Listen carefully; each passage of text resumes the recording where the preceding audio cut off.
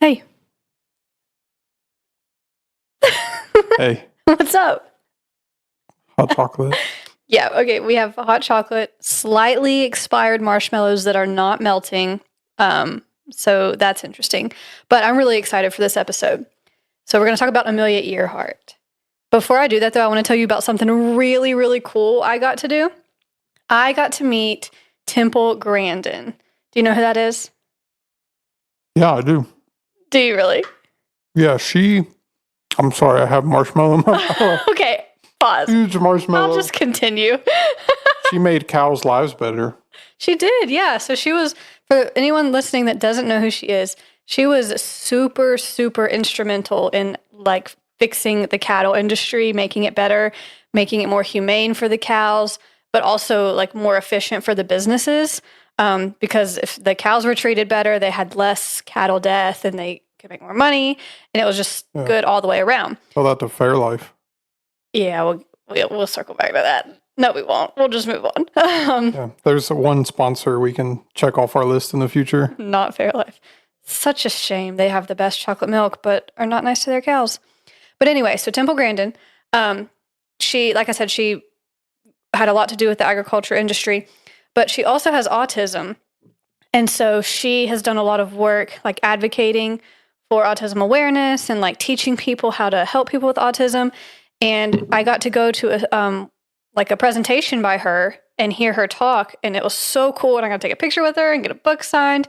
And if anyone is unfamiliar with her, I highly recommend watching the HBO movie. It's just called Temple Grandin. It goes through her life and shows like how she was diagnosed when she was a kid. And at the time, I think she's like 76 now. So when she was a child, the only thing they did for people with autism was like put them in an institution. There was no really understanding of it. There wasn't any treatment or therapy. People didn't know what to do.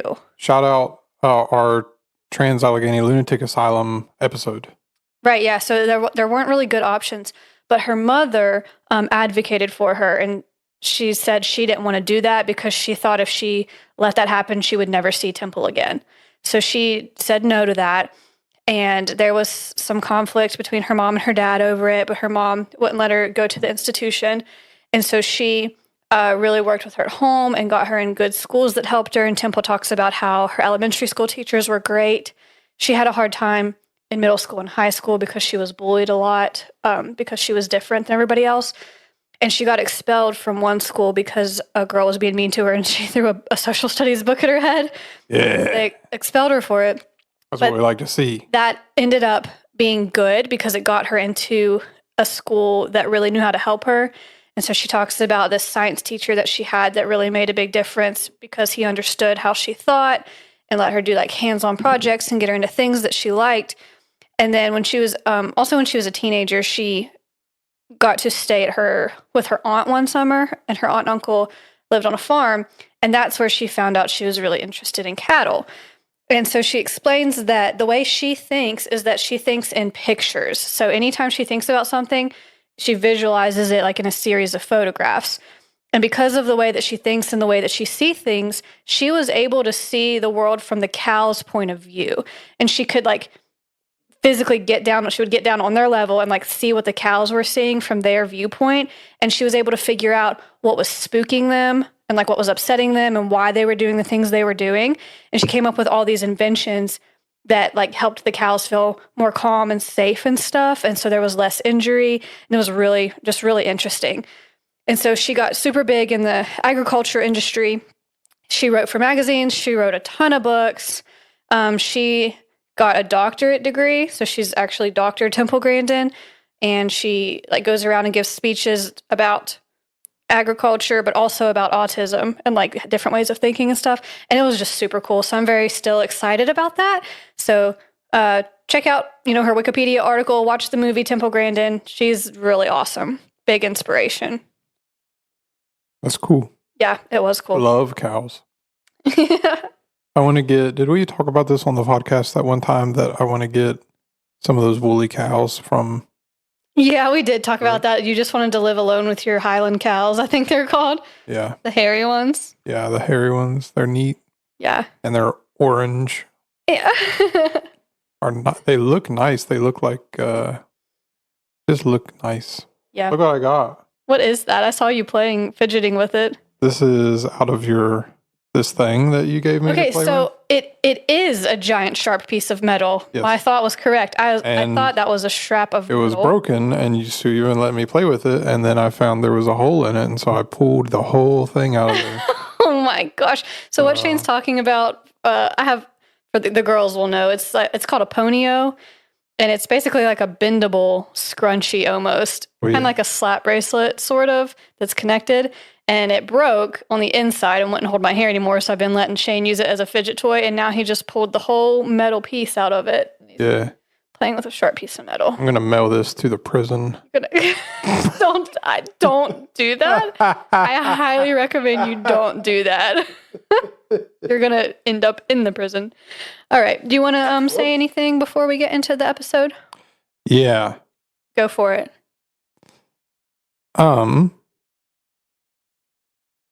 So, okay. Good. I realized the last episode I forgot to mention something is that we've played this sound on the podcast before, but the ha ha ha sound was also from the guy. So I'm realizing now I didn't pull it up before we started the episode. Wait, so what? What did you just say? Hold up. Okay. The sound. Yeah, explain that again. You didn't finish a sentence, I don't think. The ha ha ha sound is from the same guy, this one. What same guy? Ha ha ha. From Paul Harrell. Oh, that you talked about from the YouTube channel? Yep. Oh. That's and we've played it before, and I forgot to mention it last time. Ha ha ha. Small world. Mm-hmm. The more you know. No, Small World doesn't really. What? Well, I mean, because, like, we've been playing his sound and I didn't have any idea, and then you just did an episode about him. Yep. Little reference to him. I love China. Please don't. We got all kinds of good sounds. All right. I'm going to start, okay? Roll the music. Amelia Earhart, who lived a fascinating life and left a legacy on the aviation industry, disappeared without a trace somewhere over the Pacific Ocean in 1937. Or did she? This is Country Roads Creeps. All right, so I learned so much about her doing the research for this podcast. Like, thank you. I have 22 pages of notes. That's my personal best. Oh my God. Yeah. Wow. 3-hour podcast. She is so cool, which we already knew. We already knew she was super cool.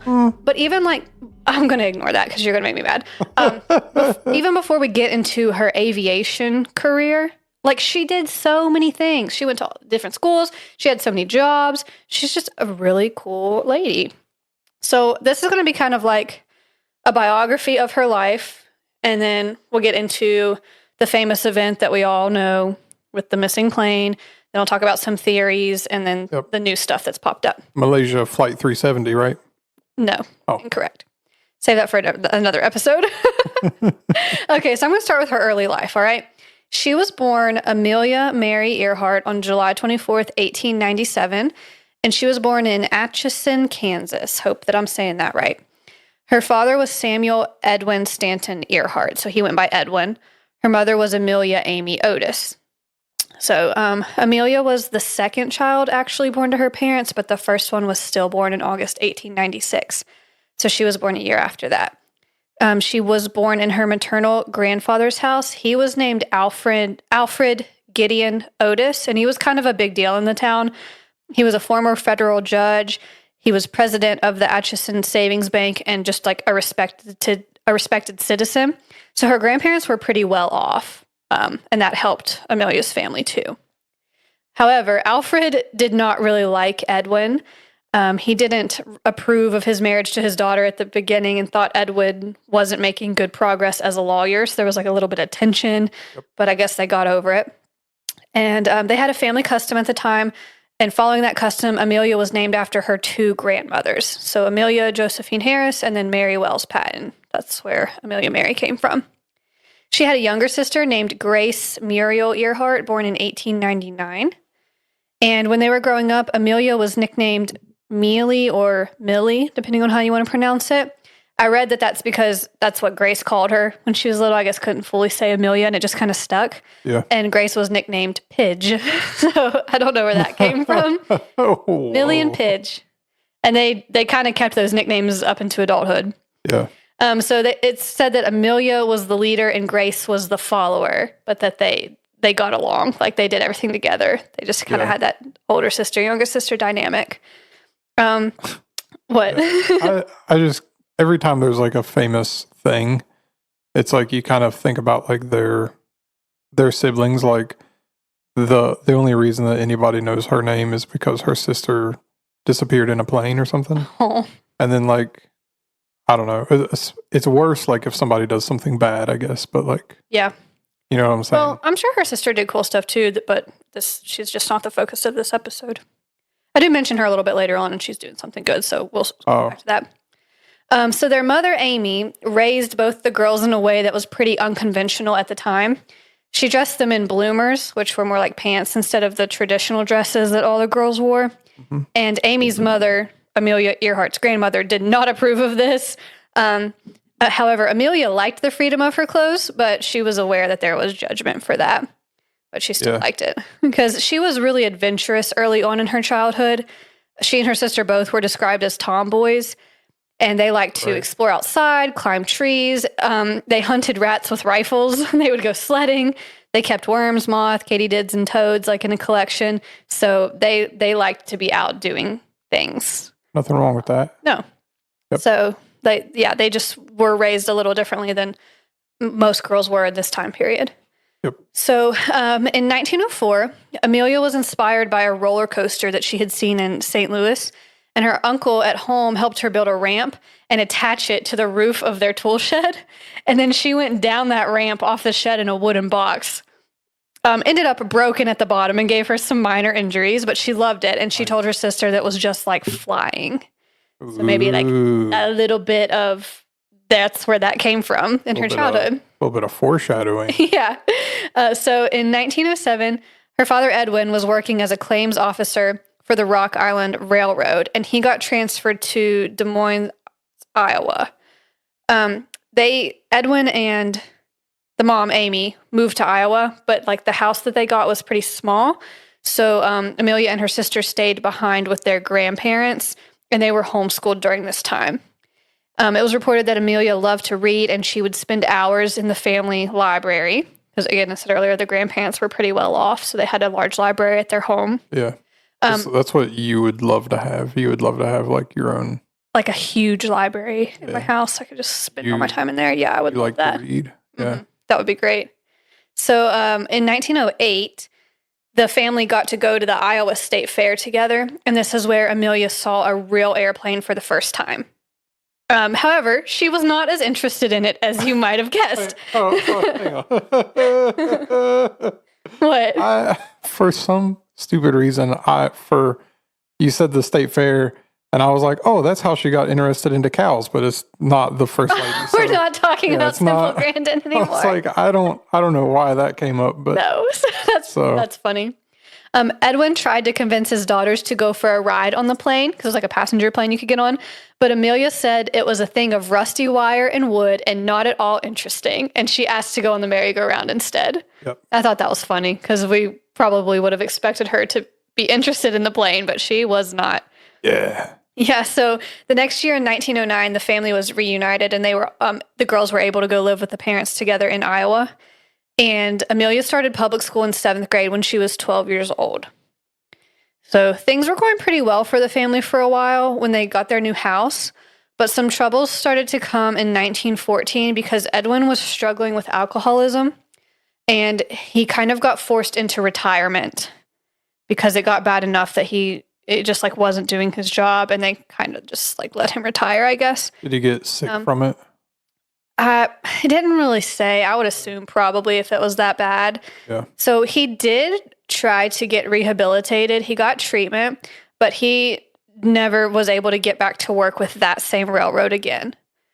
So during this time period, the grandmother, Amelia Otis, died and left her estate to her daughter, Amy, because she was afraid that Edwin would waste all the money drinking. So she didn't let him have access to it.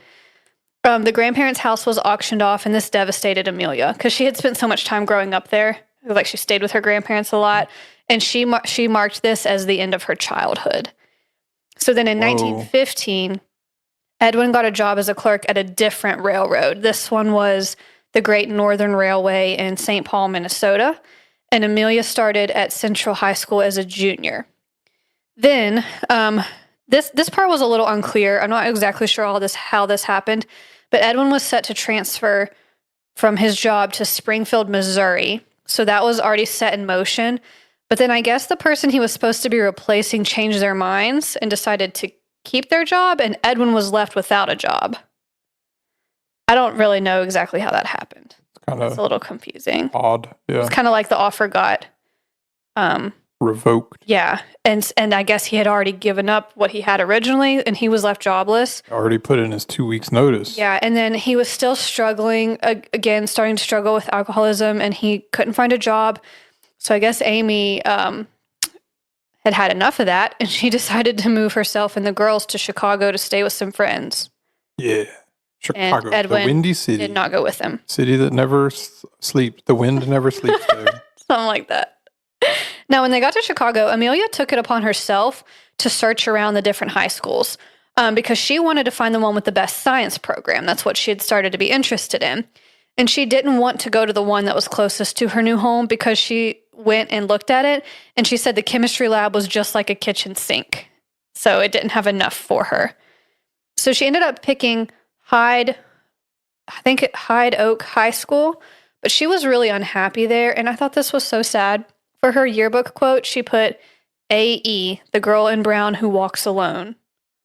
Isn't that sad? She didn't really have any friends. Sounds perfect to me.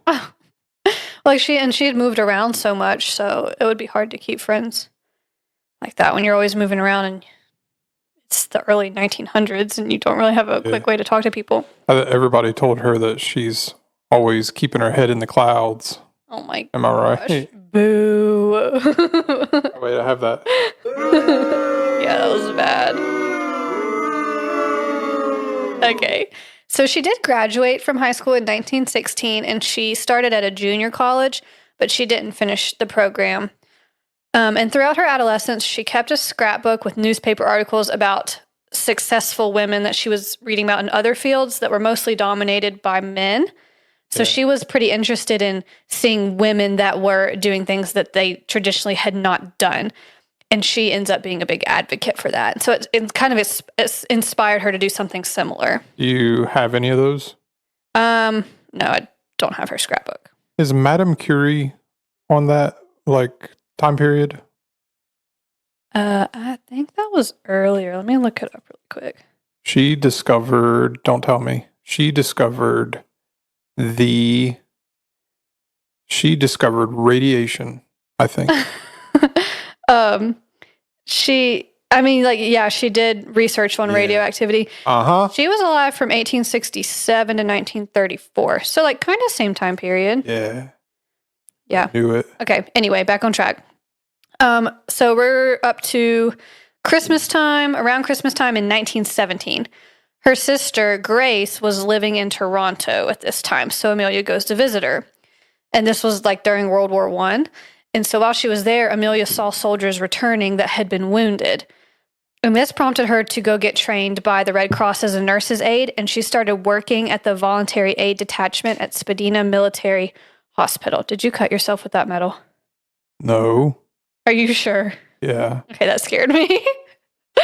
So while she was working at that hospital, she helped make food for the patients that had more special dietary needs. So she would work in the kitchen and help prepare those meals. And she also passed out medicine and would just go around and talk to them and kind of provide company. And this is where she started to hear stories from military pilots that sparked her interest in flying. So in 1918, this part's sad. She was still helping at the hospital when she got really sick with pneumonia. And I think you say this sinusitis. Is that right? You are asking the wrong person about pronunciation. Yeah, you're right. Everybody listening knows that. Well, you guys know what I mean. Bad sinus problems. She was really sick, and she actually got hospitalized from November to December, 2 months after she first got sick. So this was lingering. She had pain and pressure in her head and like around one eye. You know, when you get a really bad like sinus infection, your eye hurts, your brain feels like it's going to explode. Your nose feels like it's going to pop out of your face. Yeah, she had lots of drainage into her nose and her throat. And they didn't have any antibiotics for her at this time. So they would try to like wash out her sinuses, but Hadn't been invented yet. Right. Her sickness was just like so bad that the sinus washes didn't really work. No, at that time, they didn't have antibiotics to treat this. At all? They didn't have anything? I think there were like early ones, but it wasn't for Does that count? Let's see. I keep When was penicillin? I keep asking questions that I didn't research. Penicillin wasn't invented until 1928. Whoa. This was 1918. Yeah, too bad. So they're just trying to like wash her sinus cavities out. But she was so sick it wasn't working. And she really was sick for almost a year until it just kind of ran its course. Like she was bad off. I couldn't imagine like it living in a world without Mucinex. Like, right? Or like a can of saline where you can just shoot it up there. That's what they were doing, right? They were washing it out with water. I guess, yeah. But it didn't really help. She needed antibiotics. They didn't exist. When they did that, did they film a TikTok about it? I don't think so. So while she was sick, her sister and her moved to Northampton, Massachusetts. Like her sister got a house there and she stayed with her sister. And she spent the time reading poetry, studying mechanics, and she learned to play the banjo. Bling a ding ding ding ding ding. That was a little fun fact. So unfortunately and really sadly, she did have lifelong complications from this illness. And later on, when she got into flying, she sometimes had to wear a bandage on her face to cover like a small drainage tube that went into her cheek to help that stuff drain out of her sinuses and like get the pressure out. What? They had like what? She had a drainage tube on her cheek. It went through her cheek into her nose? I don't know if it went through. I think it maybe like came out of her nose and was taped to her cheek. I don't know. Huh. I wasn't there. All right. So now we're going to move into some of her early flying experiences and how she kind of got into aviation. So Amelia eventually did recover enough from her illness to visit an airfair with a friend in Toronto. So she's back up in Canada. There was a World War I ace, like pilot, I guess. Yeah, we love aces. Yeah. And he was flying and he saw her and her friend watching him fly kind of from a clearing. They were sort of standing off to themselves and he made his plane dive at them and like go over them. And Amelia said, "I did not understand it at the time, but I believe that little red airplane said something to me as it swished by." So that was a big moment for her. So there's a guy who was in the Air Force. I saw like a podcast clip from. I wish I remembered which podcast it was, or I would say, but he was talking about aliens, and he said when he was in the Air Force that they would, you could see, because if they're flying at night, they use like night vision technology. Mm-hmm. It amplifies light, and so you can see a campfire from miles away with night vision. And so what they would do is they would fly really, really low, and they would cut back on the engines, and so you couldn't hear it coming in. And they would fly really, really low right above this campfire. And then they would pull it like 90 degrees up and then hit the afterburners and scare campers. But they're like, he goes, immediate UFO sighting. So some of the UFO sightings that people have seen while like they're out camping, like very well might have been just fighter planes. Just messing with people? Like people training, yeah. That is really funny. All right, so in 1919, she was planning to attend Smith College where her sister was going, but she changed. Shane, if you stab me with that metal, I'm calling the police. I'm putting it away. Okay. She changed her mind and she went to Columbia University to study some more medicine. But she quit the next year because her parents got back together and she wanted to go spend time with them where they now lived in California. So on December 28th, 1920, she and her father Edwin went to an aerial meet at Doherty, We're doing great with the words today. Oh, yeah. We're Field. lucky it's not a medical episode. In Long Beach, California. And while they were there, she asked her dad if he could ask about flying lessons, and he did. And she got registered for a passenger flight for the next day at Emory Rogers Field. So she's going to get to go fly with somebody. It cost $10 for a 10-minute flight with Frank Hawks. And I think that was like a lot of money at that time. $10 in 1920 something? Mm-hmm. Huh. I should have looked it up, but I didn't. I didn't think about it till $10, that's probably like, shoot, hundo. What was? A good thing we have Google pulled up in front of us right now. Inflation is the craziest thing because, like, it wasn't that bad until, like, the 70s, and they went off the gold standard, and then the people point to that date, and they're like, we went off the gold standard here, and then inflation took, like, a gigantic spike, and it's kept rising ever since, and it's the craziest chart to ever look at. Well, according to Google, $10 in 1920 is worth about $160 today. Knew it. For a 10-minute flight. And she flew with a man named Frank Hawks, who later would become famous as an air racer. So that's kind of cool. Yeah. So this flight really changed Amelia's life and set her on the path to become a pilot. It helped her solidify, like, this is what I want to do. So the next month, she hired a flying instructor named Netta Snook. So she flew with Frank, and then she hired a woman named Netta Snook to help her learn how to do it. Yeah. So the rate was $500 for 12 hours of instruction. Is that $500 in that day's money or $500 today's money? That day's money. $500 in that day's money to be, so that's today. That's like 50,000. Between 7 to 8,000. 7 to 8,000. Golly, $7,000 to $8,000 a day. It's expensive to learn how to fly a plane. Man, I couldn't imagine spending $7,000 to just end up disappearing over the ocean. That was really callous, and you should feel bad for saying that. Spoiler alert. Because that's not all she did. She had so many accomplishments, and she was really important. I know. I'm waiting for you'll listen information. So obviously she had to save up for that, because who has $7,500 laying around? Not us. Her grandparents, and they left her the money. No, they left it to her mom. Her mom's got the money. Well, it was like part of it was in the house and stuff. So Amelia, she worked a lot of different jobs to save up for this because she really wanted it. She worked as a photographer, a truck driver, and a stenographer for a phone company.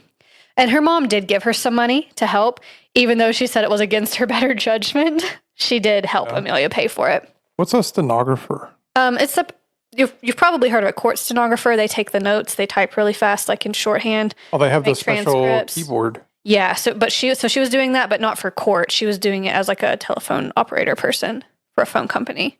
So a note taker. You have to be fast, and you have to know all the shortcuts and stuff. So she had a lot of skills. I mean, she's doing everything. She got her do a kickflip. Probably. I bet she could. Yeah. I bet she could. So she had her first flight lesson on January 3rd, 1921 at Kenner Field, and that was in a Curtiss JN4 Canuck that her instructor had salvaged from a crash. So Netta Snook had restored it for training purposes, which sounds really scary to me, but I guess they were comfortable with it. I'm sure if it's like refurbished or whatever, then it's fine. But it's just, I don't know, the concept of like, hey, this plane was in a crash and I saved it. Last month, a guy crashed his plane. Yeah. And we put it back together with zip ties and 100-mile-an-hour tape. And so it's good to go. And so to show you more of like how dedicated she was to doing this, to get to the lessons, Amelia had to take a bus all the way to the end of its line and then walk 4 more miles to get to where the lessons were. So she was pretty dedicated. Yeah. So as she got into it, she ended up cutting her hair short like the other female pilots. And it's a good look. Yeah. I like a girl with short hair. She was very pretty. I posted a picture of her. She was beautiful. The girls who do like the shaved part of the, that's solid. Okay, her head wasn't shaved. It was just short hair. I'm just saying. Shout out that hairstyle. Okay. 6 months later, in the summer of 1921, she bought a used Kenner Airster biplane against her instructor's advice, but she did it anyway. It was bright chromium yellow, and she nicknamed it the Canary, which is super cute. It's funny that it was yellow because I've only seen her fly a gray airplane. Because the pictures are black and white? Oh my gosh. Ha ha ha. Is there black? She also bought a new leather flying coat after her first successful solo landing, but she got teased for it because her coat looked too new. The other pilots teased her, which is kind of, I don't really get that. I guess maybe because it shows she was a newbie or a rookie or whatever. But because of that, she slept in it and stained it with aircraft oil to make it look more broken in. So she wouldn't get teased. Yeah, that's kind of funny. Now we start to get into some of the accomplishments she had. October 22nd, 1922, that she flew to an altitude of 14,000 feet and set a world record for female pilots. So this is like a year and a half after her first flight lesson. She set a world record, which is pretty amazing to me. What if it was just an accident the whole time? She's like, She didn't mean to go that high. didn't mean to go that high, but she can't now. She's in too deep. No. And that was actually before she was licensed because I guess so she was still learning and training. It wasn't until May 16th, 1923, she became the 16th woman in the United States to receive a pilot's license. So she was setting world records before she was even officially licensed as a pilot. Good for her. She did begin having some financial problems throughout the early 1920s. You think it had anything to do with the $8,000 flying lessons? Yeah, and the plane she bought? Yeah. Maybe. It probably had more to do with what I'm about to say. Okay. She invested in a gypsum mine that failed, and that was a big blow. She lost a lot of money in that. Literally no one's ever heard of gypsum, so. Gypsum salt, right? You put on your feet? Epsom, never mind. Epsom. Forget I said that. Never mind. Go ahead. Go ahead. You know, the gypsum salt that you put on your feet. Go ahead. Go to the notes. Okay. And also the inheritance that she did get from her grandmother had run out. Quit laughing at me. No, that's so funny. It's not. Epsom salt. Okay, so she had to sell her planes. She sold the Canary and she had purchased another second one. She had to sell both of them. That's the gray one. The She ran second out of one is. money. She bought a yellow Kissel Gold Bug Speedster, which was a 2-seat car that she named the Yellow Peril. Kind of funny that her plane and her car were both yellow. Yeah. Yeah. She later on, she had a red plane, but the first one and then her car were both yellow. So maybe she liked that color. At this time, she had a reoccurrence of her sinus problems that was pretty bad. And she had to have a full-on operation for it, but it wasn't very successful. And she was kind of still suffering from her sinus issues. Yep. During this time, she didn't have enough money to fly anymore. So she tried some other jobs, which included setting up a photography company. But she still just wanted to fly. It just wasn't financially possible at this time. Now, in 1924, her parents officially got divorced. And she began driving across the country with her mother in her little yellow car that she got. And they kind of just traveled across the United States. They made stops in different places, but they eventually stopped in Boston, Massachusetts. She had another operation on her sinuses, and this one worked better. So she got a little bit of relief, finally. After she recovered, she went to Columbia University for a few months and wanted to go to the Massachusetts Institute of Technology, but she had to give up on that because she and her mother couldn't afford it. Is that MIT? Probably. I hate to say yes to that and be wrong and look dumb. I also hate to say no and be wrong and look dumb. But probably. Yeah. Yeah, I mean, that makes sense. Never going to look as dumb as gypsum salt. That's hilarious. Quit picking on me. Jeez. Okay, so she was out of money again. She got a job as a teacher and then as a social worker in 1925 while living in Medford, Massachusetts. So this is what I was saying. She had so many different jobs and she went to several different schools. I just think that's so cool. She just did what she had to do and tried different things out and got by. Do you imagine being able to do that in 2024? No. You can barely afford to go to one school. Yeah. Yep. Anyway. So during this time, she was having to do all of these different jobs, but she was still interested in flying. and she became a member of the American Aeronautical Society and got elected as vice president of the Boston chapter. And then she was able to start flying again out of the Denison Airport in Quincy, Massachusetts, because the way I understood it when I read it is that she took the money that she did have, that she was making, and kind of helped invest and fund the development of this airport. So I guess it was new. And she flew the first official flight out of that airport in 1927. Whoa. So she kind of got back into it a little bit since she had been working and getting some money again. Oh, no. What? A couple of years from then is the Great Depression, isn't it? Can you stop asking me questions that I don't know the answers to? You're making me look real dumb. I think it was 1929, and she's going to lose her planes again. Very sad. She doesn't, if that makes you... It was 1929. You're smart. I'm so smart. 29 to Gypsum Fall 39. And Yeah, I guess she makes it out okay of the Great Depression because I didn't even think about that while I was doing this episode. yeah. So, okay.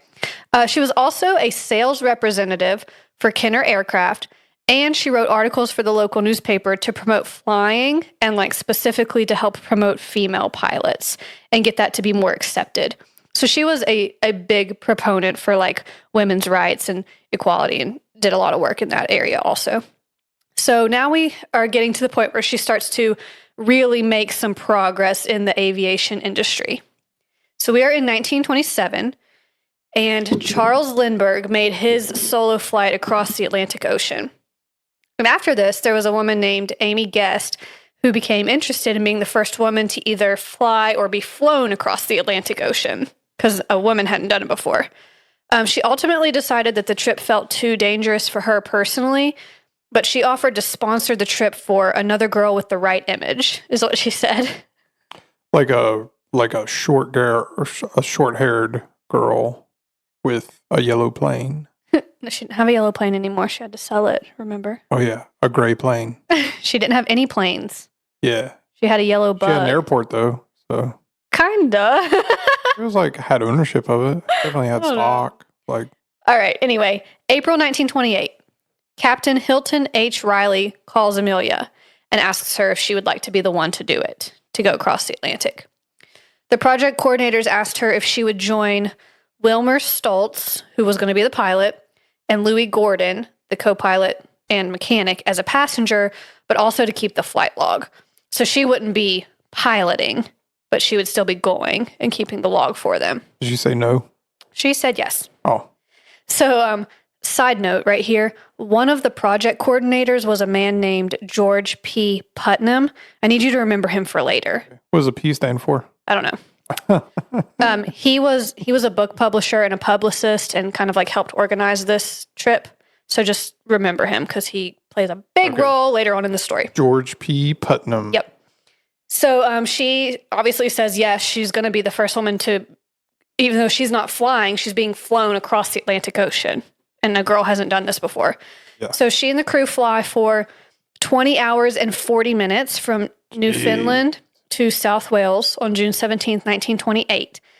And after the flight, they're like talking to her, interviewing her, asking her how it was. And she said, Stoltz did all the flying, had to.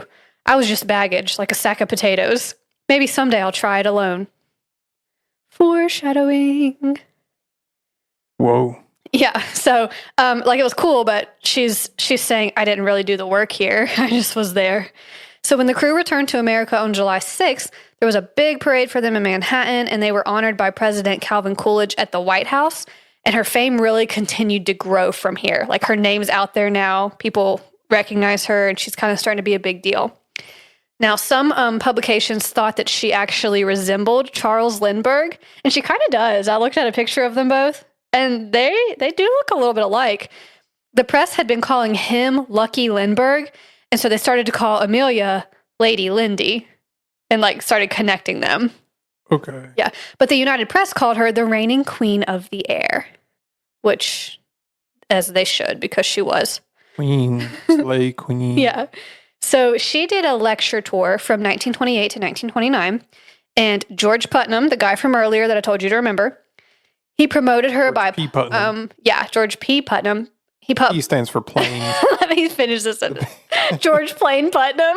Yeah. Okay. He promoted her by publishing books that she wrote. So she's also now an author. Add another job to her career list. She's like Barbie. She's done it all. Yep.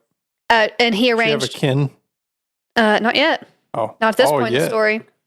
He arranged more lecture tours for her, and he used her pictures to endorse products, including women's clothing. And that was kind of cool because for her clothing line, she like helped design it and create it. And it was like an active wear line of clothing for women. So it was more functional clothing than the dresses and stuff, you know? Yeah. So that was kind of cool. Nike Dry Fit. Yeah. And he also had her pictures being used to endorse Lucky Strike's cigarettes. The cigarettes thing caused her some problems. Like she got an offer dropped from McCall's magazine because they didn't like the image, but she made good money from it. Like it was a good move. She was sponsored by a cigarette company. That's Yeah. baller. Well, like she helped with their they used her picture in their advertisements. Yeah, that's what I'm saying. She was like the face. Yeah. Like she was like she was like that time that Drake did that Sprite commercial. I don't never know that one. That was way back. Never mind. Okay, but she like got good money from that. She was able to donate $1,500 to fund Commander Richard Byrd's expedition in the South Pole. Oh, we're gonna do that in Are we? a Really? future episode. Yeah, 100%. Oh. Have you never heard of that? I didn't recognize the name. I had listened to a podcast episode about somebody else that was in the South Pole, Oh, but I think it was a different person. we are gonna get crazy. Okay. So all of this got her more money to keep flying. And at another job, she also became an associate editor for Cosmopolitan magazine. And she focused on writing about aviation and the acceptance of women pilots. Like, she's just so cool. She's doing everything everywhere all the time. She's so cool. Yeah. Like, how did you even have the energy to do all of these jobs? It's awesome. Very inspiring.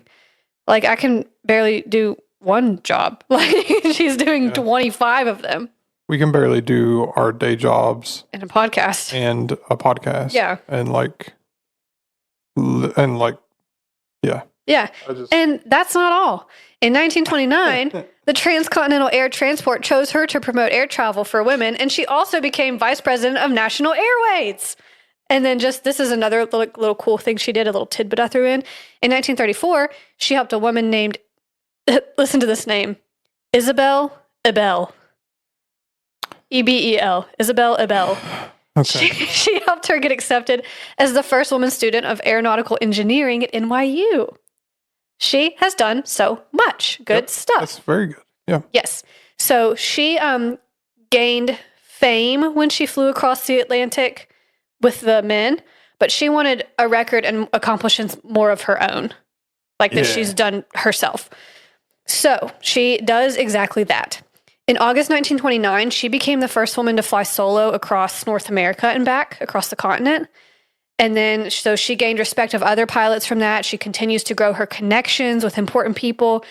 And in 1929, she tried competitive air racing for the first time at the first Santa Monica to Cleveland Women's Air Derby, and she got third place in that. Ooh.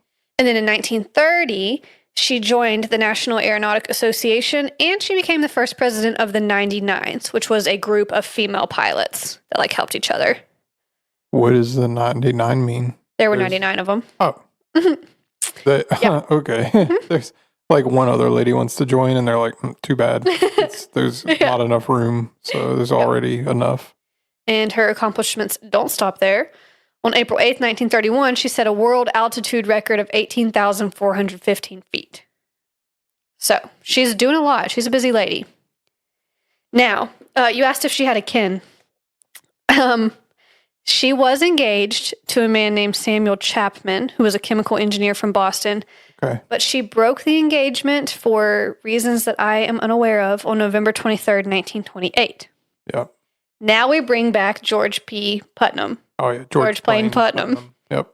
He got divorced from his wife in 1929 and started pursuing Amelia. Ooh. Maybe that's why she broke it off. There's some speculation.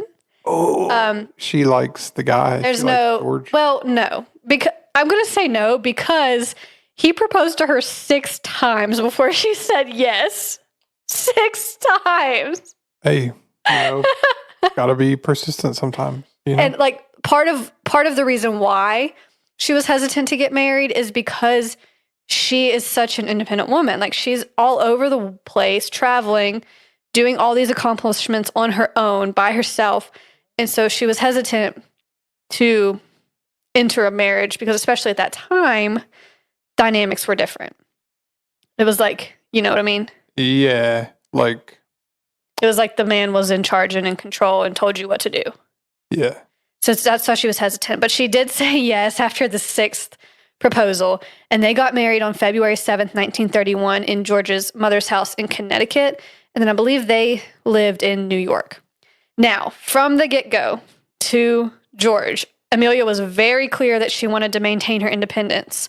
And she wrote a letter to George for him to read on their wedding day that said, and I quote, "I want you to understand I shall not hold you to any medieval code of faithfulness to me, nor shall I consider myself bound to you similarly. I may have to keep some place where I can go be by myself now and then, for I cannot guarantee to endure at all times the confinement of even an attractive cage." So George must have been cool with this because Amelia later on, when asked about their marriage, she described it as a partnership and said they had dual control, which we know was not really common for that time period. Yeah. So that's cool. Like she was happy in her marriage. George knew what was up and knew that he was marrying a strong, independent woman and respected her for that and didn't try to control her. So that's cool. I think I'm missing some of the language there because she said that she's not going to hold him to a medieval form of faithfulness, and he shouldn't hold her to that. I don't think she meant it in the context of like an affair. I think she meant it as in like she's not going to just relationship submissive and listen to what he wants. Okay. Like she's still going to be in control of herself. Yeah, because my immediate thought was like, you can cheat on me, but no, I don't think in the context of like the time and what she was doing with her life, I don't think that's how she. Now whose phone is going off during the show? It wasn't mine. Mine has been on silent. It was yours. Shane's trying to call me out, and it was not my phone. It wasn't mine. It wasn't mine. It was yours. 100%. Okay, so they have a good marriage, and she would not allow herself to be called Mrs. Putnam. She kept her own last name, and George actually ended up being called Mr. Earhart most of the time because she knew what she wanted. So they did not have any children of their own, but George had 2 sons from his previous marriage that Amelia was pretty fond of. I think their names were David and George. The son was also named George. I didn't put this in my notes, but I just remembered reading it. His ex-wife, I think her dad was like a founder of Crayola. There was some kind of connection of hers to Crayola, which is not important to the story. I just remembered reading it. Okay. Okay. Mr. Crayola. Now we're going to get into her big solo flight. This is not the one where she disappeared. Her first big solo flight. Across the North America. No. Well, I guess not her first big solo flight. Her big one across the Atlantic Ocean. Yeah. Because remember, she went with the men and she said, someday I want to do this on my own. And she did it on May 20th, 1932. She was 34 years old. She flew out of Newfoundland with the intention of going to Paris because she was going to cross the Atlantic Ocean by herself. She flew for 14 hours and 56 minutes, and conditions were not good. She faced really strong northerly winds. It was icy. She had some mechanical problems. And instead of making it to Paris, she actually landed in Derry in Northern Ireland. But either way, she still crossed the Atlantic Ocean. So she was the first woman to do that solo, like totally by herself, nonstop across the Atlantic. And sorry, I got the hiccups. Let me get a drink of water. Please hold. Oh my gosh. Now who has the hiccups? And their phone's going off during the show and can't pronounce any words. Yeah, now the shoes on the other table, the turntables have put the other shoes on. Okay. For this accomplishment, she got the Distinguished Flying Cross from Congress. She got the Cross of Knight of the Legion of Honor from the French government. And she got the gold medal of the National Geographic Society from President Herbert Hoover. And this accomplishment also allowed her to meet Eleanor Roosevelt, and they ended up becoming really good friends, which I love. The Beatles wrote that song about Eleanor Roosevelt. Okay. Remember? But I don't think so. The people will get the reference. Okay. Don't worry. So she had some more important solo flights after that one. On January 11th, 1935, she was the first to fly solo from Honolulu, Hawaii to Oakland, California.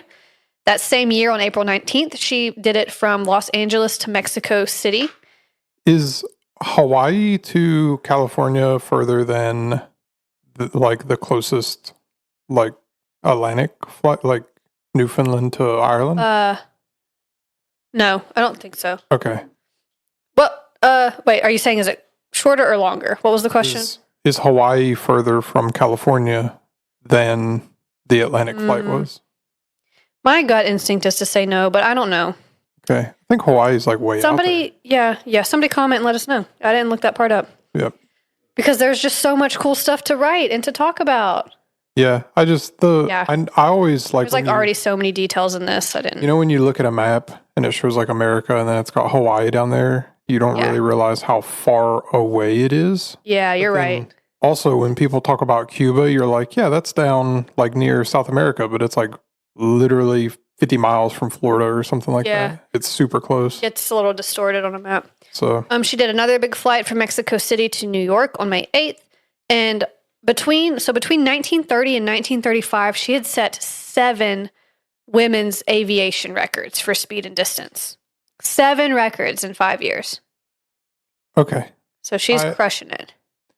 I don't want to downplay her accomplishments at all, and I don't want this to come off that way. Uh-huh. But she's also the 16th lady to ever even fly. She was the 16th to get her license, but you have to remember how much advocating she was doing to make females in aviation more popular. So she was not the only female pilot at this point in time. She was just the best. Yeah. There were others that she was competing against. She had a rival too, but I don't remember her name. There was definitely competition. Red Baron. She was just the best at it. I get that. When you're telling me this stuff, I'm imagining there's 10 women and she's okay, then you ignored all the other stuff I said about how she was promoting it and getting it more. No, I get that. Accepted and stuff. I just as you're telling me, I'm because I think at the time there was airplanes had just been invented, and my sense of the time is very distorted, and the airplane was invented last week and now she broke a record, and so no, and there's only 10 people flying planes, and it's you know what I'm saying? No, there was definitely a lot more, because remember she had those other there was the other female pilots she was looking up to that she cut their hair to be like them. Yeah. So there was definitely other. And she was learning from a female pilot. Yeah, Netta. Yeah. Okay. So by 1935, she got the idea to fly around the world. And she began to think about how she would need a new plane in order for that to be possible, and how she could make this happen. But before she could get the new plane, something bad happened. Oh. So she was traveling on a speaking tour in November of 1934, and her and George's home caught on fire and destroyed most of their stuff. So they decided to kind of start fresh. They moved over to the West Coast, and George got a job as head of the editorial board of Paramount Pictures in North Hollywood. While they were there, Amelia got in contact with a Hollywood stunt pilot named Paul Mance to help her train and get better with the plane. And she wanted to move to be closer to where Mance was so she could keep working with him. So George bought them a house in June 1935 that was where she wanted. And in September of that year, Amelia and Paul Mance officially created a business partnership, and they created the Earhart Mance Flying School. And George handled publicity for the school, so they were all three working together. So that's pretty cool. Okay. Now we get to the part that we're all familiar with. The around the world flight that did not go so well. It went decent. It didn't. The first half? Yeah. First 2/3. Yeah. Yeah. Okay. So this is 1935. Amelia joined Purdue University to help counsel women on careers, and to be a technical advisor for the Department of Aeronautics. 1936 is when she began really planning the flight to go around the world. So she had the idea, but this is when it started to come to fruition. So other people had done this before. She wasn't going to be the first to fly around the world, but her flight was going to be the longest because she wanted to follow the equator, roughly. Yeah. So That's cool. Purdue, the university, helped finance a plane for her. And one was built by Lockheed Aircraft Company to specifically meet her needs for this trip. And Amelia called it her flying laboratory. So she chose a man named Captain Harry Manning to be her navigator. And he was very qualified. He had been captain of a ship named the President Roosevelt, but he was also a pilot, and he was a radio operator that knew Morse code. So he was very qualified. He was good at his job. Mm-hmm. However, during the test runs, Manning made a couple slight errors that made Amelia and George a little wary. So that led to them hiring a man named Fred Noonan to be a second navigator. So they kept Manning, but they also hired Fred Noonan. So there's two now to join Amelia's crew. So their new plan was that Fred Noonan would navigate from Hawaii to Howland Island, and then Manning would continue with Amelia Earhart to Australia, and then she would go on her own from there. So they would help her navigate through those parts of the trips, and then she would finish kind of by herself. Yep. So the crew first attempted the flight on March 17th, 1937. And the first leg was from Oakland, California to Honolulu, Hawaii. A ton of things went wrong on this first attempt. Oh, good. A lot of it was mechanical issues. They had problems when they tried to take off in Hawaii. The plane got pretty damaged. They just kept getting delayed. There were a lot of problems. Now, Manning felt that the trip had been too delayed with too many errors because after they had this failed first attempt, first of all, the plane had to be repaired, which takes time. And also they had to raise more money to try again. And he had a different job that he had to get back to. And he said he couldn't take any more time to do it. So he kind of backed out. So that left Amelia and Fred Noonan. Yeah, sorry, my vacation days are running dry. And I mean, pretty much he had taken a leave from his job and he's like, I can't stay anymore. That leaves Amelia and Fred. Neither of them are very skilled with operating the radio. That was really Manning's expertise. So don't laugh at that. It's not funny. It's sad. You know what's about to happen, and it's not funny. It's like doomsday here. Okay. So while the plane is getting repaired, Amelia and Fred get more funds for a second attempt. This time they were going to fly the opposite direction, and they go from Oakland to Miami, Florida, kind of on the down low. And then they left from there on June 1st and made a few stops until they arrive in New Guinea on June 29th, 1937. So when they get to New Guinea, 22,000 miles of the trip have been completed. So next was 7,000 miles over the Pacific. Are they landing when they do this, right?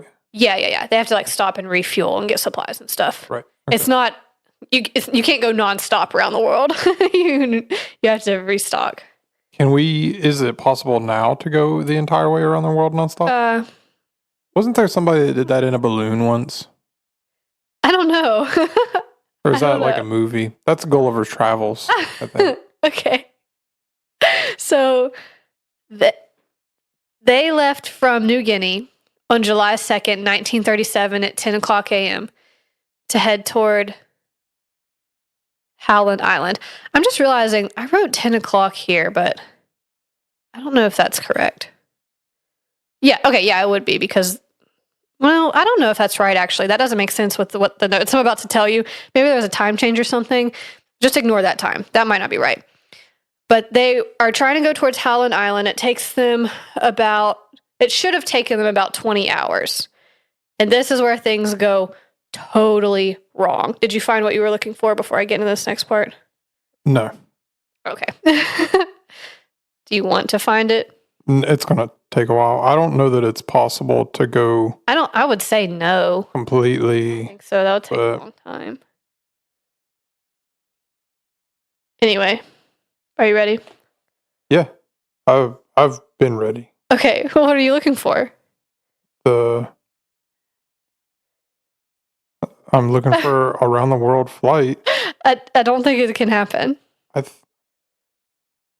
Okay. I don't know. I think now you could refuel midair. I think you can Oh, do yeah, it, but probably. I forgot that was an option. I'm trying to find like around the world in one trip, right? Or Okay. Well, let's come back to it. Minimize it. You can't be fixated on it right now. We're to the most dramatic part of the story. okay. This is the climax. So I need your full attention for this. Shane. Go ahead. No, you're looking at your computer. You're fixated on it. And it's all you're going to be thinking about now. So let's pause and find the answer to the question. Okay. Okay, I'm going to help you Google because I know it's all you're going to think about and you're going to miss the most important part. Can you fly around the world nonstop?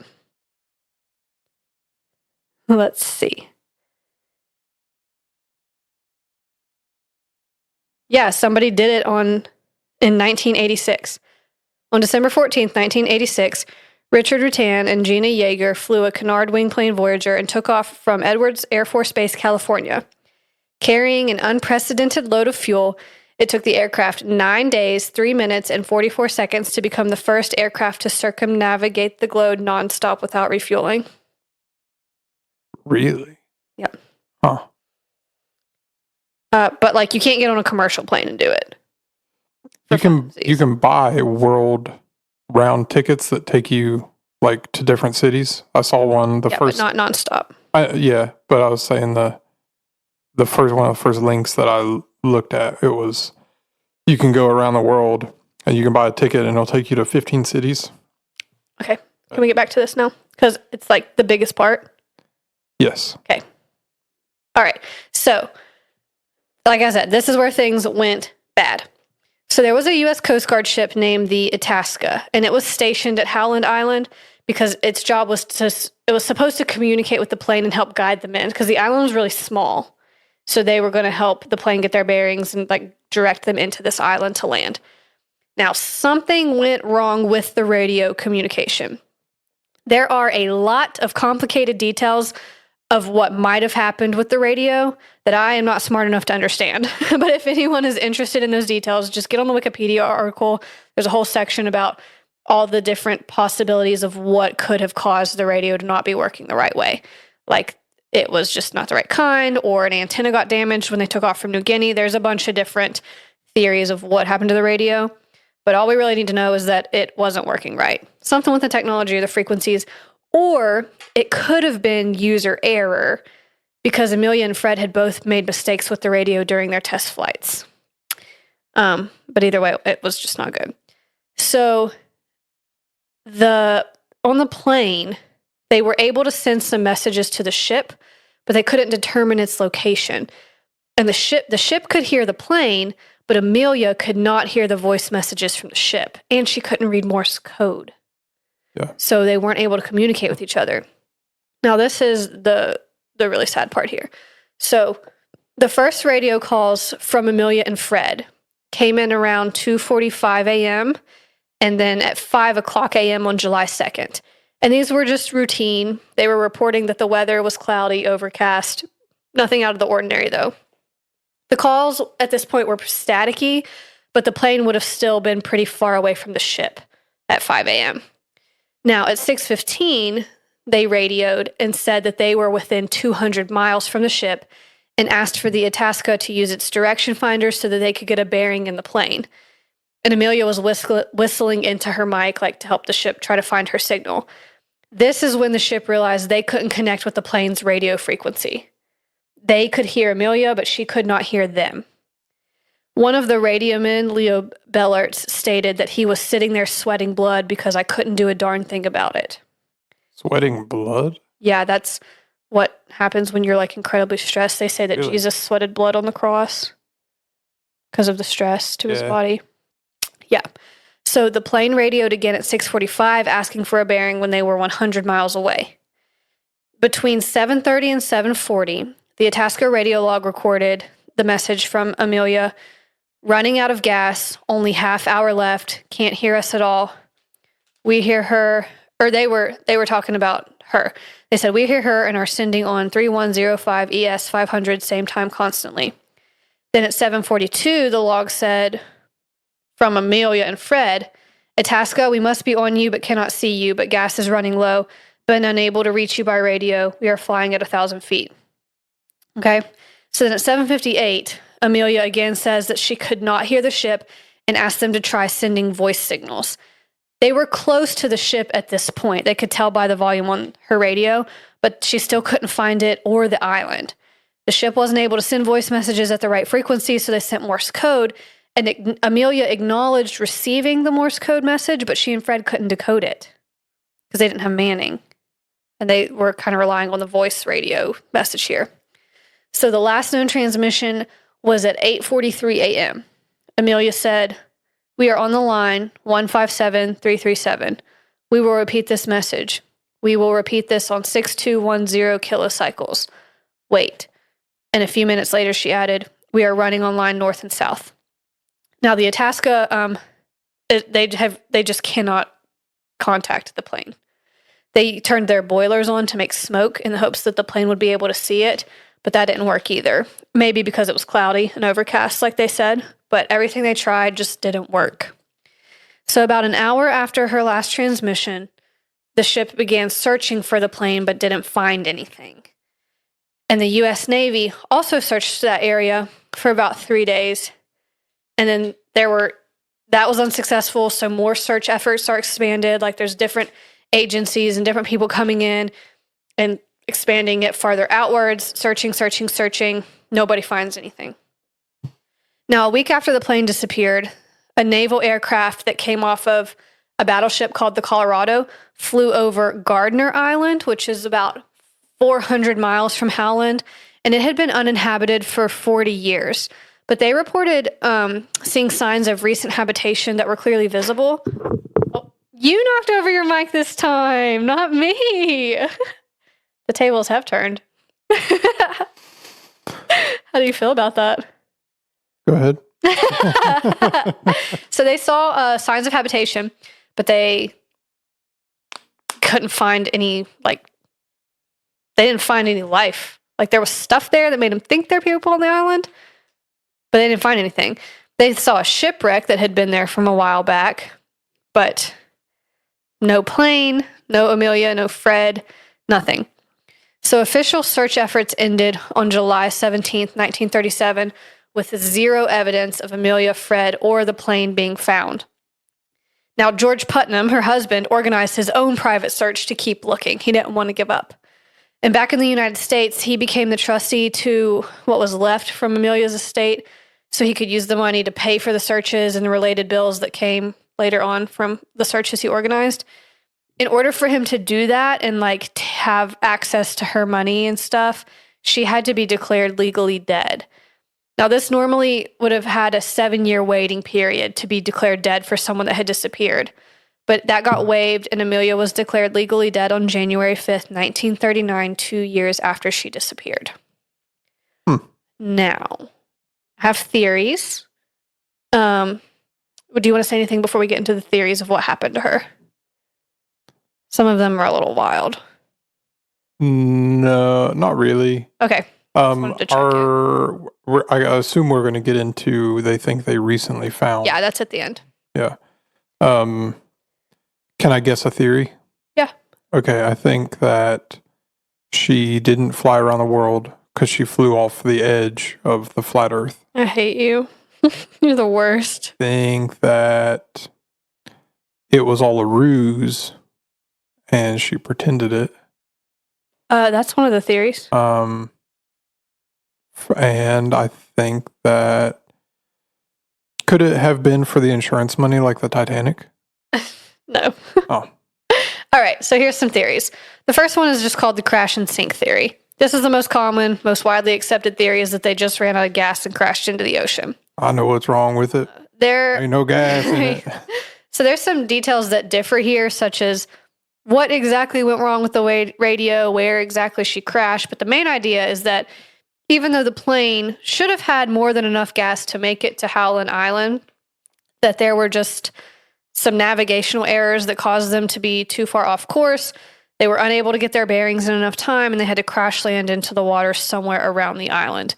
Now, there's not really been proof for this, but it's one of those things where it's kind of just accepted because there's not proof for anything else either.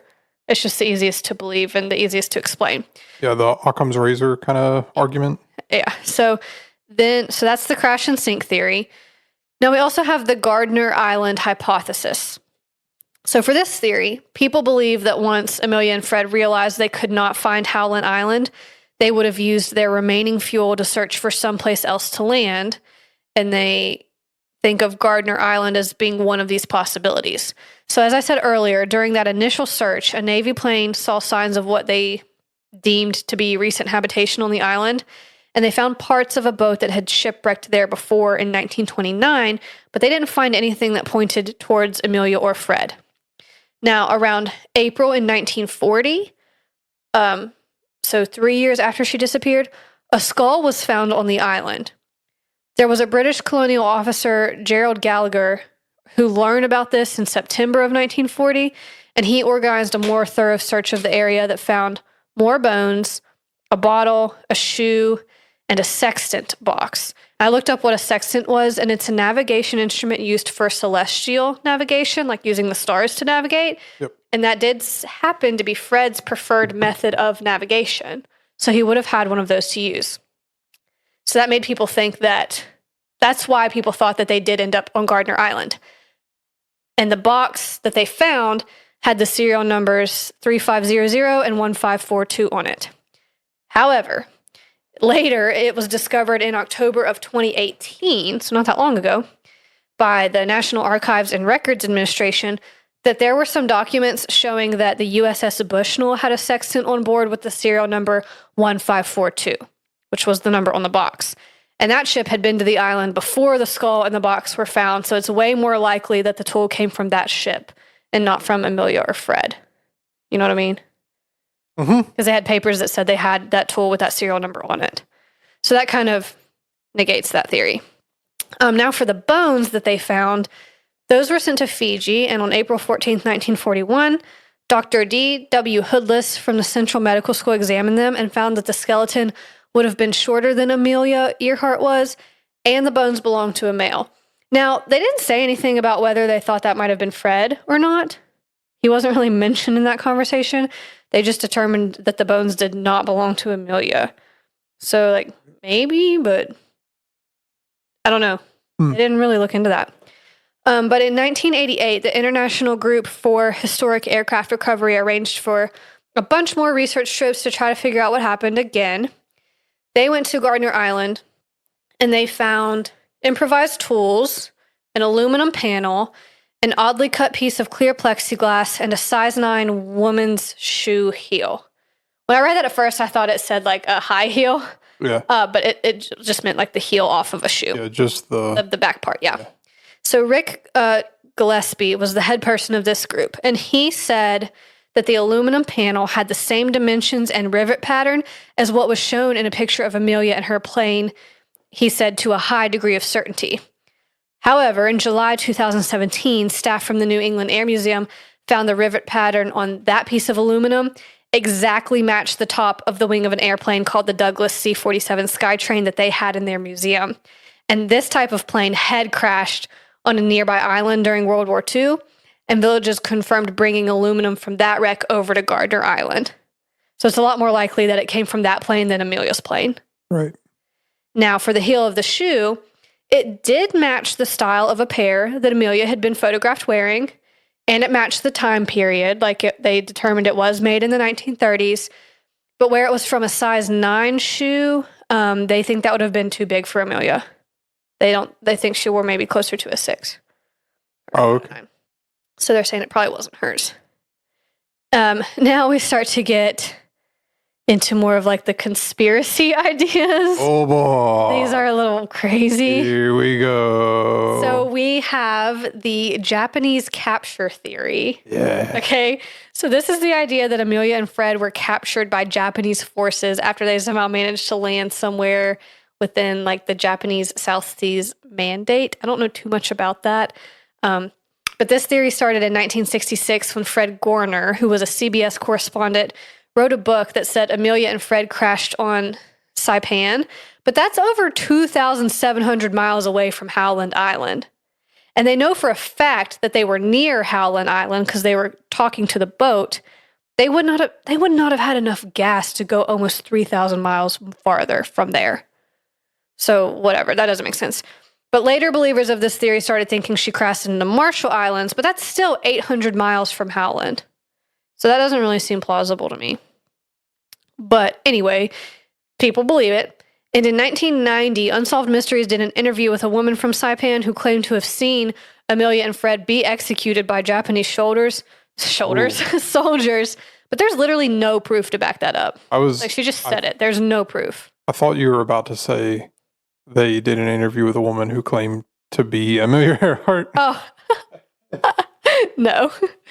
Now, there were some pictures that came about at the time that claimed to show Amelia as being captured, but these were all either proven to be fake or they were taken before she went on her last flight. So there was really not proof for this. Now, others have said they believe the Japanese shot down the plane instead of crashing and then capturing them, that they just shot them down. And then in 2012, an author named Mike Campbell wrote about witnesses in the Marshall Islands who claimed to have seen the plane crash, but guess what? There's also no proof of any of this. None of it. Yep. There's really no way they could have flown that far, and I don't know that there would have been a reason that the Japanese would have killed them and kept it a secret. Like, they could have gotten good credit for saving them. I don't know why that would have been kept a secret if they did have them. The Japanese weren't known for being friendly at this time. Right, but if they did it, wouldn't they have wanted credit for it? They weren't known for being very friendly at this point in history. Right. But I'm saying, like, if they killed them or shot them down, would they have wanted credit for it? Or they would have wanted it to be secret? They probably would have wanted it to be secret, yeah. Okay. I didn't really know enough about that. Yeah. But either way, they couldn't have made it that far. They don't have the kind of gas for that. Yeah, I think like during this time there were, well, for this period, like into the 30s and stuff, they were having some strained relations with the United States and a few other parts of the world, and there were some issues with China at one point, and yeah. Okay, anyway, moving on. There's also a theory that they were spies for Franklin D. Roosevelt. They were, yeah. People said that Amelia was a spy. She was.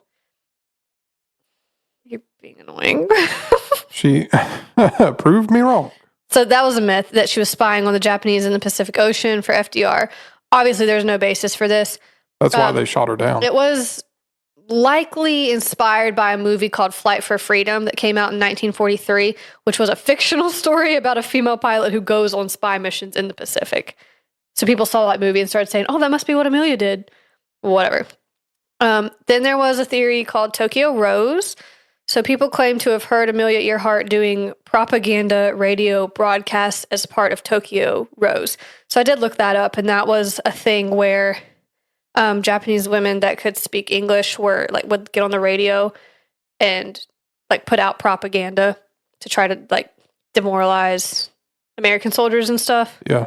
And so people were saying that they were hearing Amelia doing this, but her husband, George Putnam, listened to a ton of these messages and never recognized her voice in any of them. So that was just a hysteria thing. Okay, now we have two more theories. One was called New Britain. This was the idea that Amelia might have turned around mid-flight and tried to reach New Britain. Now, this theory exists because in 1990, a man named Donald Angwin, who was a veteran from the Australian Army, claimed that he found a plane wreck in the jungle there on April 17th, 1945, that might have been Amelia's. And my question is, why did you wait so long to say something, my guy? You found this plane wreck in 1945 and didn't think to mention it until 1990? That you thought it might have been Amelia Earhart's? What is New Britain? It is kind of sort of near New Guinea, sort of. Let me show you on a map. Papua New Guinea? Hold on. Where those guys are? On New Britain. On Well, that brings up Connecticut, and that's not the one that he was She talking turned around and landed in about. Connecticut. It was not And here, then, this one. and that's where George Bush is from. New You know Britain that? is the largest island in the Bismarck archipelago, part of the island's region of Papua New Guinea. So, Papua New not a Guinea, good map to show you. where those guys are. Is that next to Madagascar, where that lemur is? That guy? Shane, And- stop asking me questions that you know I don't know the answer to. sorry, just thinking out loud. I don't know anything about anything. Here's a map. It's here. That doesn't help you.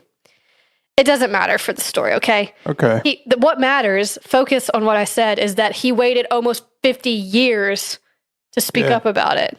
It's like, what are you doing? He said that he and the other soldiers he was with wrote down serial numbers from the wreckage and marked the location on a map. And that map was found in the possession of another veteran in 1993. So the serial numbers did match parts that could have been on Amelia's plane. But when researchers went to that area that he marked, they did not find anything that showed a plane wreck. I personally feel like this dude and his buddy could have just made this story up. Yeah. I did write down, okay, I did look it up a little bit. New Britain is 2,000 miles away from Howland Island. So also, don't think she could have made it there either. All right, now, we get to the last theory. This one is so dumb. It's so wild and so dumb, okay? And it's called Assuming Another Identity. Don't look at my notes. Let me tell you. Okay. Okay. So in 1970, Joe Kloss wrote a book called Amelia Earhart Lives. And that was based on research done by a dude named Major Joseph Gervas, maybe. It doesn't matter. The claim was that Amelia survived the flight, moved to New Jersey, remarried, and changed her name Hannah. to Irene Craigmile Bolam. Hannah. What? Gervais. Gervais? I was Like close. Ricky Gervais. It's the same spelling I as said Gervais. Ricky Gervais. I don't know who that is. He's a comedian, Okay. a British comedian That guy. wasn't that far off. That was pretty close for a guess. okay. Since your brain got stuck on that, I'm going to repeat the last thing I said. He claimed that she survived, moved to New Jersey, got remarried, and changed her name to Irene Craigmile Bolam. She did. Now, Irene was a real lady. She was a real person. She was a banker in the 1940s in New York. Obviously, she denied being Amelia Earhart. She filed a lawsuit for $1.5 million in damages, submitted an affidavit to deny the allegations. The publisher of the book, which was McGraw-Hill, we all know them, they pulled it off the shelves, and there was an out-of-court settlement for Irene. And then researchers dug deep and documented Irene's life history and confirmed there was no way that she was Earhart. And it was also documented that she really didn't even look like her. Like, they had major facial differences. So this poor lady just got picked to be a part of this insane theory. Yeah. And it was proven incorrect. Stupid. Okay. Now we get to the part that everybody has seen. What? You could see the I guess the plausibility there if you're just telling somebody the story, and it's like, yeah, she denied being Amelia Earhart. It's like, yeah, if you were trying to assume another identity, Right. But I don't know how they just picked this poor random lady to take on that role. It's so dumb. But so that being said, those have been the reigning theories up until now. We have a new discovery. oh boy, So the creep factor in this episode, why boy. we picked it for Country Road Creeps, is that for 87 years, she has just been gone without a trace. Yep. We have these things vanished. that were found, and people are like, maybe this was it, but then it comes out, oh no, it wasn't. That was from this ship, or that was from this plane. Yep. So everything that is possibly a lead has been debunked. So for 87 years, she's been gone without a trace, just disappeared and fled.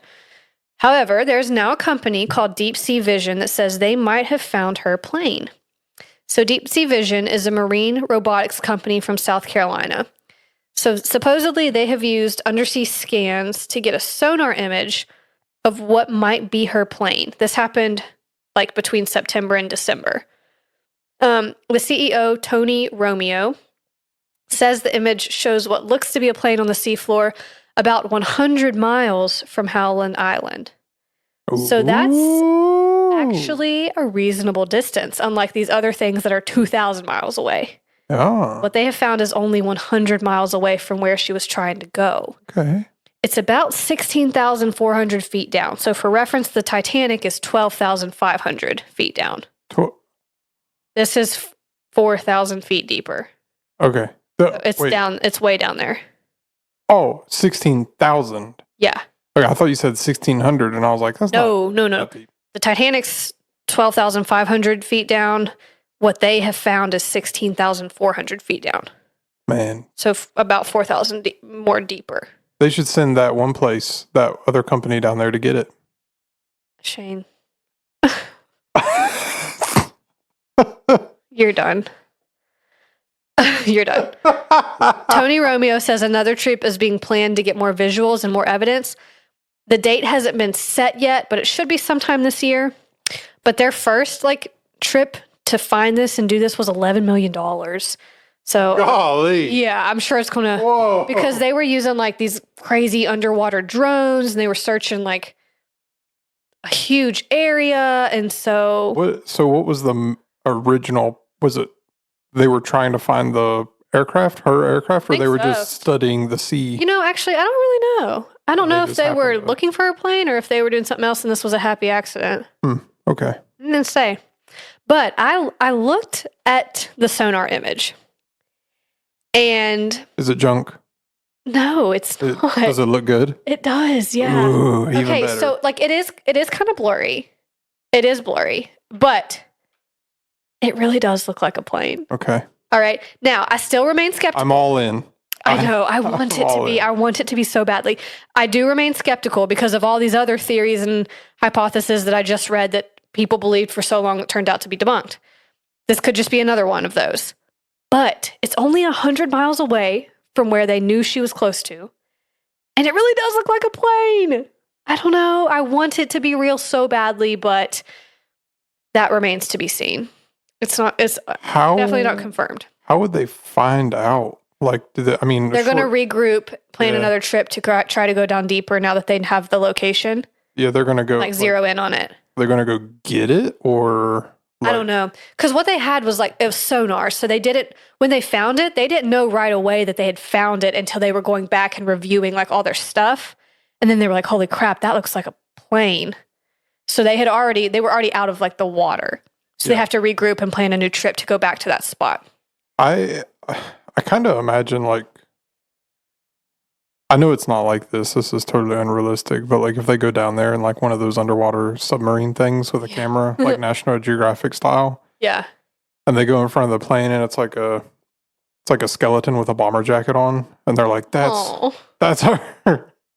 that's sad. I just wanted to see how deep submarines can go.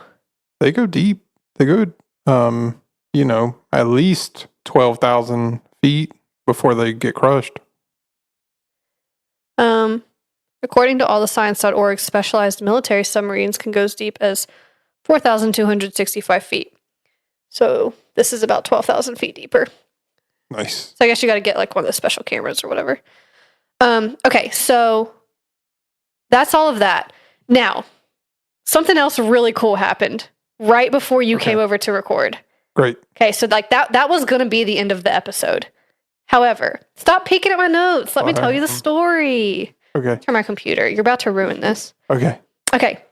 So I was done. That was going to be the end. Okay. Literally an hour before you came over here. You texted me. I shared the post you made on Facebook that said what our episode was going to be about. Okay.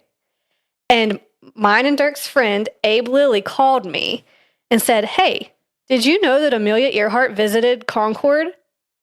Which is, now it's Concord University, but it used to be Concord College when it was a teacher's college. And this is in Athens in Mercer County, West Virginia. So, kind of, this is a hometown West Virginia story because it has a connection. Yeah. Sort of.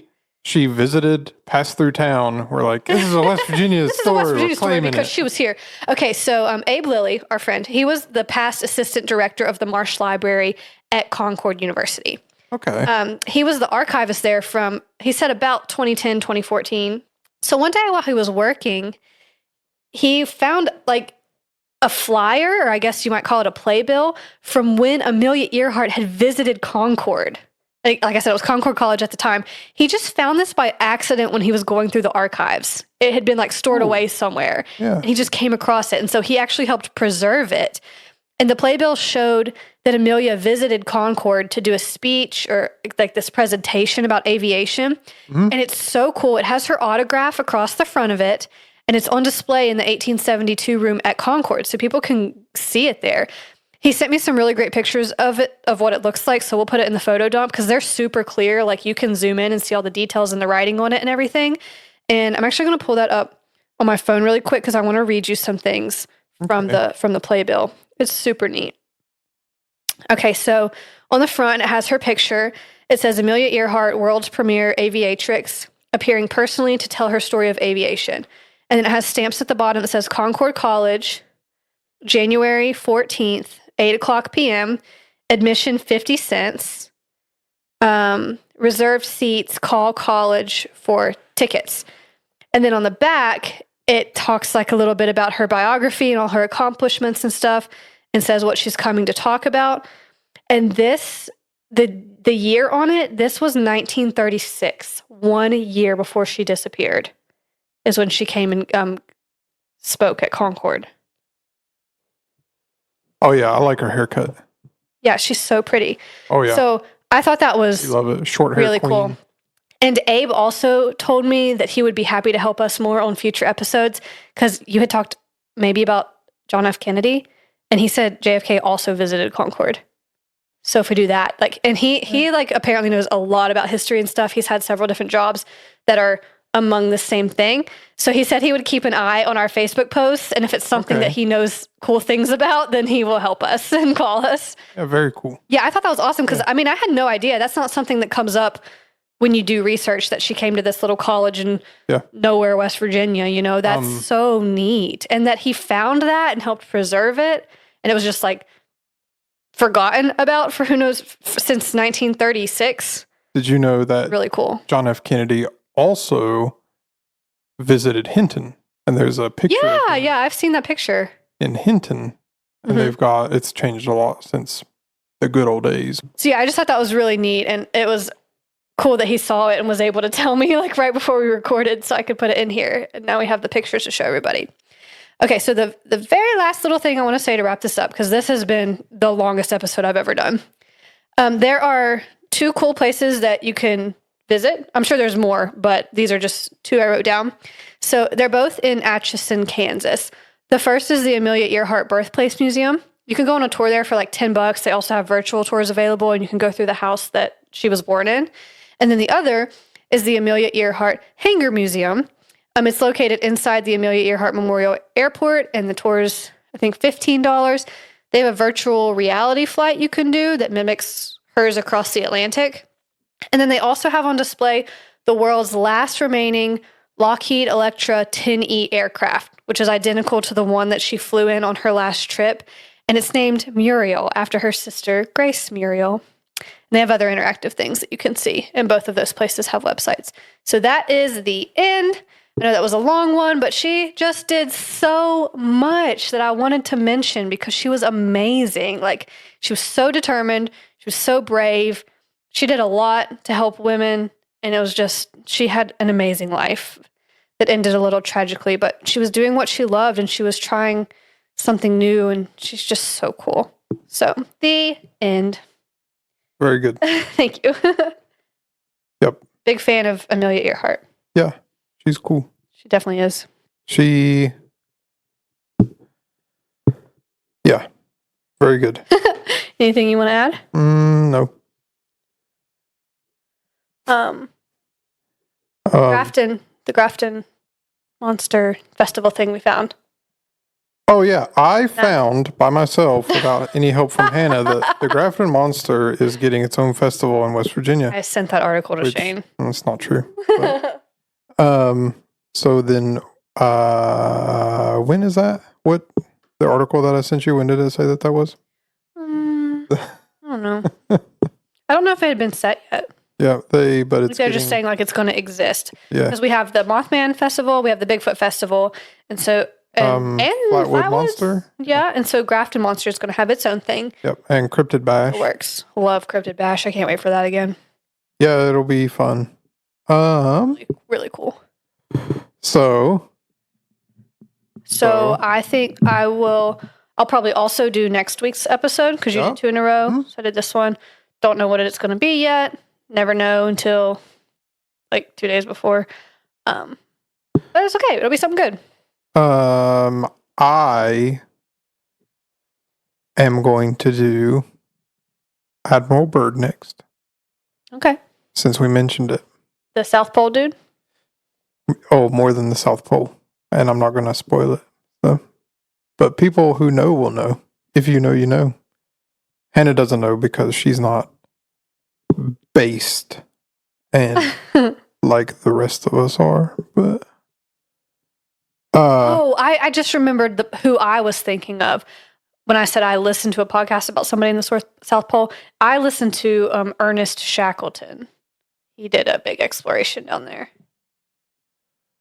yeah, But yeah, so I'm excited to hear yours because I don't know about that dude that you're talking about. Admiral Byrd That'll be good. he was an admiral and he flew a plane to the South Pole, and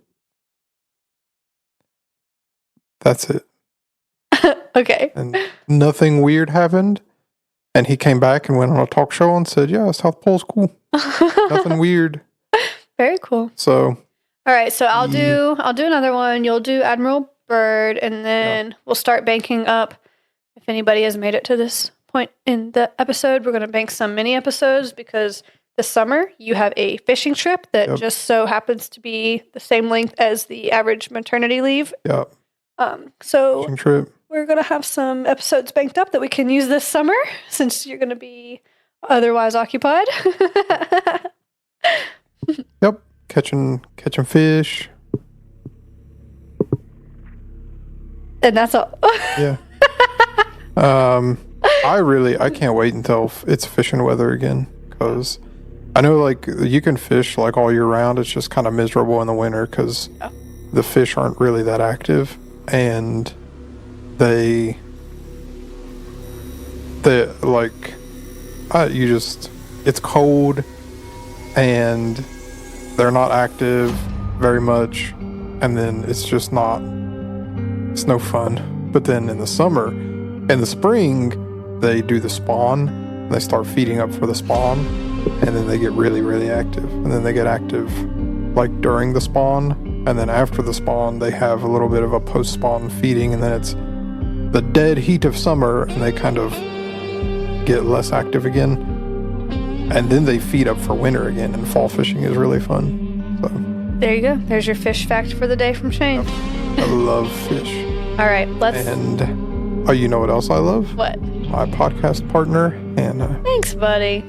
Love you too. Now, don't mess up the outro this time, or I'm taking that back. Redeem it. Try it. Do it right this time. I'm tempted to do it. It's been 3 in a row. You've butchered it. Fix it so we can get a 5-star review again. I've totally forgot to mention, because we were talking about other stuff. Follow us on the stuff and leave us 5 stars. And Thanks for listening. Be safe driving home. Watch out for the not deer. bye. Bye.